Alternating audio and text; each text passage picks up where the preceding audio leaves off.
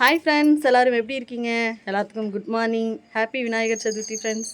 இப்போதான் வீட்டு வேலையெல்லாம் முடிஞ்சுதுங்க. காலையில் எழுந்திரிச்சு துணியெல்லாம் துவைச்சி போட்டுட்டு பாத்திரம் கழுவிட்டு வீடு வாசலாக கூட்டி விட்டு இப்போ தான் குளிச்சுட்டு வந்தேன்.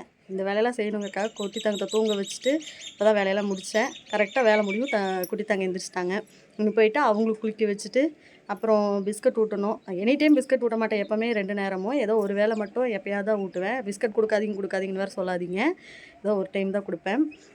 போயிட்டு அவங்களுக்கு பிஸ்கட் ஊட்டிட்டு குளிக்க வச்சுட்டு தான் இன்னும் நான் கோலம் போட்டுட்டு சாமி கும்பிடணும். சாமி கும்பிடும்போது வீடியோ எடுக்கிறேன் ஃப்ரெண்ட்ஸ்.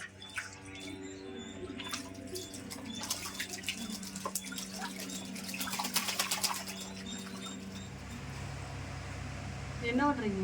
சும்மா வீடியோ எடுத்துடலான்ட்டு. நீங்கள் எதுக்கு வீடியோ எடுக்கிறீங்க? உனக்கு ஒரு சப்போர்ட்டு. ஐயோப்பா, நீங்கள் ஒரு சப்போர்ட்டும் பண்ண வேண்டாம் எனக்கு. நீங்கள் பண்ண வரைக்கும் போதும், சரியா? ஆஹா, பாருங்க ஃப்ரெண்ட்ஸ், குட்டி தங்க எழுந்திரிச்சு வந்தாச்சு. தம்பிக்கு வந்து நான் பிஸ்கட் ஊட்டிட்டேன். கோலம் போட்டு சாமி கும்பிட்டாச்சு. வாங்க பார்க்கலாம் எப்படி கோலம் போட்டு ஃப்ரெண்ட்ஸ். எனக்கு தெரிஞ்ச கோலம் இதுதான். கோலமெல்லாம் எனக்கு அவ்வளோவா போட தெரியாது. நல்லா போட்டு விட்டேன். நீங்கள் இப்படி உள்ளே போய் சாமி கும்பிட்டதை பாருங்கள். விளக்கேற்றி பூ வச்சு சாமி கும்பிட்டாச்சு. பார்த்தீங்களா ஃப்ரெண்ட்ஸ், சாமி கும்பிட்டாச்சு. குட்டி தங்கத்துக்கு வந்து தண்ணி காய வச்சுருக்கேன். இனிமேல் தான் அதை குட்டி தங்கத்துக்கு குளிக்க வைக்கணும்.